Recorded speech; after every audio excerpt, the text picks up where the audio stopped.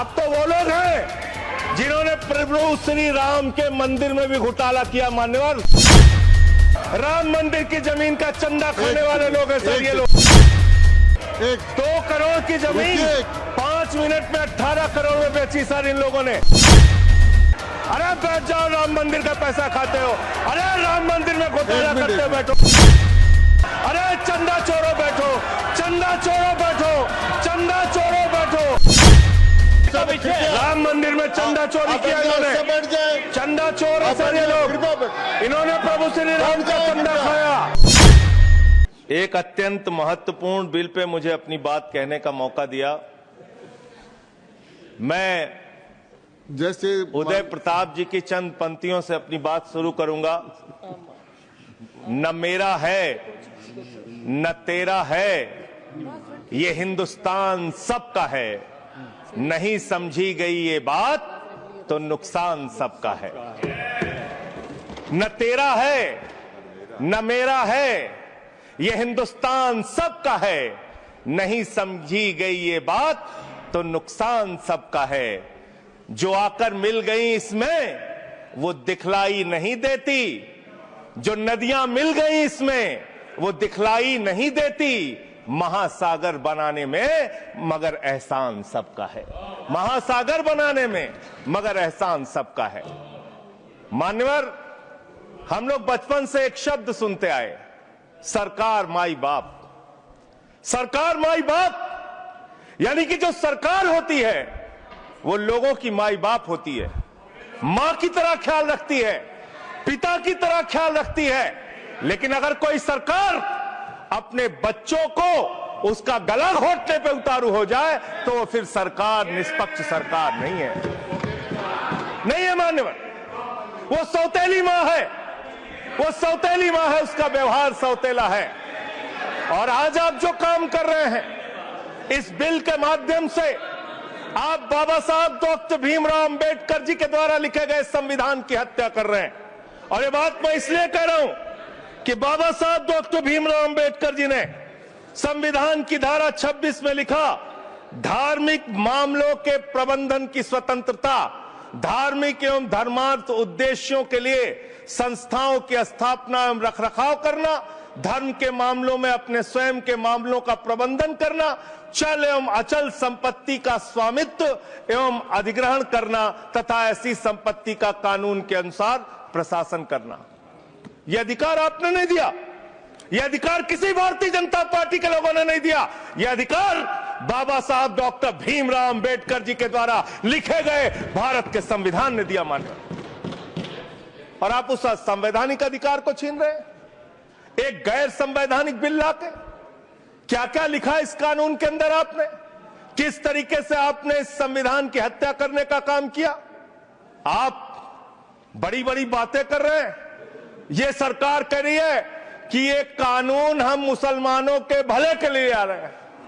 जब मैं आपसे सुनता हूं तो मुझे लगता है कपिल शर्मा कॉमेडी सर्कस में बोल रहा है। आप मुसलमानों का भला कर रहे हैं, आप मुसलमानों का भला कर रहे हैं। दोनों सदन में एक भी सदस्य, दोनों सदन में सिर्फ एक सदस्य गुलाम अली को छोड़ के एक भी सदस्य आपका मुसलमान नहीं है। आप मुसलमानों का भला कर रहे हैं, आप मुसलमानों का भला कर रहे हैं। पूरी सरकार में एक मंत्री आपका मुसलमान नहीं है, आप मुसलमानों का भला कर रहे हैं। 2 नेता अपने घरों में आपने बैठा दिया, मुख्तार अब्बास नकवी, शहनवाज हुसैन, दोनों की राजनीति आपने खत्म कर दी। आप मुसलमानों का भला कर रहे हैं, आप मुसलमानों का भला कर रहे हैं, आप मुसलमानों का भला कर रहे हैं। अरे सुनना सीखो, सुनना सीखो पहले। मान्यवर, मैं इनके इस कानून में क्या क्या लिखा हुआ है, क्या क्या कहा है इन्होंने। बैठ जाएं कृपया, गुलाम अली जी बैठ जाएं। धार्मिक संपत्तियों को ये बिल कब्जा करने की नापाक कोशिश है।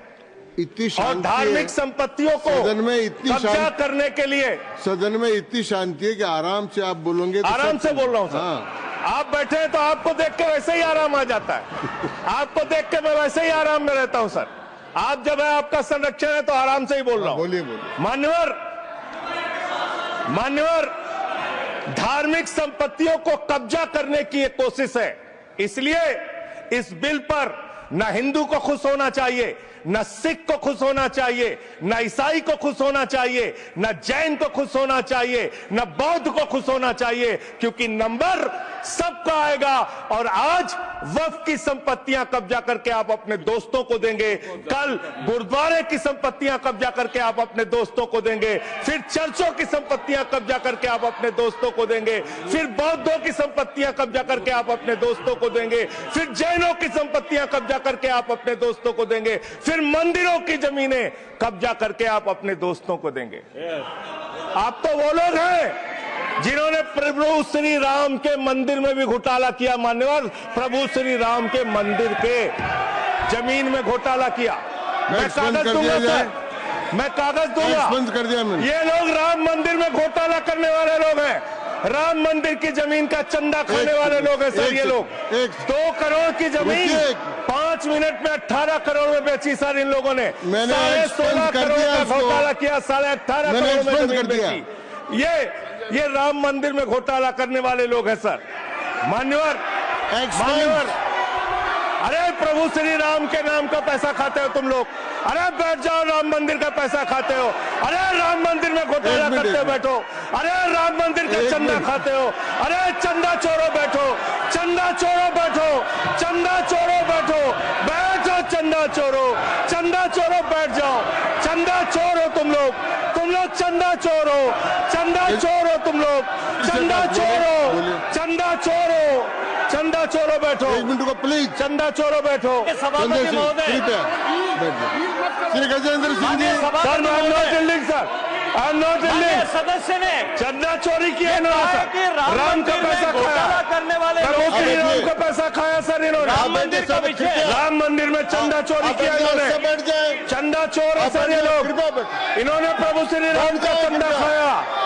कृपया बैठ जाए। चंदा चोरी किया सर। कृपया बैठ जाए। राम मंदिर के संबंध में सर राम मंदिर के संबंध में कहे गए सभी शब्दों को मैं कार्रवाई से निकाल रहा हूँ, कार्रवाई से निकाल दिए। 2 करोड़ की जमीन 18.5 करोड़ में खरीदी इन लोगों ने। 2 करोड़ की जमीन अयोध्या में 18.5 करोड़ में खरीदी। मान्यवर, कृपया मान्यवर, मेरा टाइम बचाया जा सर। मान्यवर, टाइम पॉज कीजिए सर, टाइम पॉज कीजिए, बैठाइए इनको। Point of order, point of order allow sir. I am not dealing sir. Point of order, Bhupendra Yadav please sit down.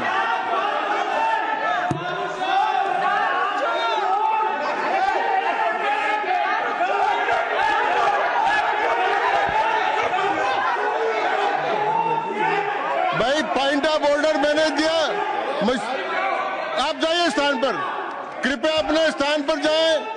मैंने व्यवस्था का प्रश्न उठाने का मौका दिया भूपेंद्र जी यादव को। आप सब लोग अपने स्थान पर जाएं, कृपया अपने स्थान पर चले जाएं, कृपया अपने स्थान पर जाएं, कृपया बैठे। मैंने भूपेंद्र जी, कृपया बैठ जाए, कृपया। श्री भूपेंद्र यादव सर, मैं पहले Bhupendra ji, yes sir, Bhupendra Yadav sir, Madan ji Rathore कृपया बैठ जाएं।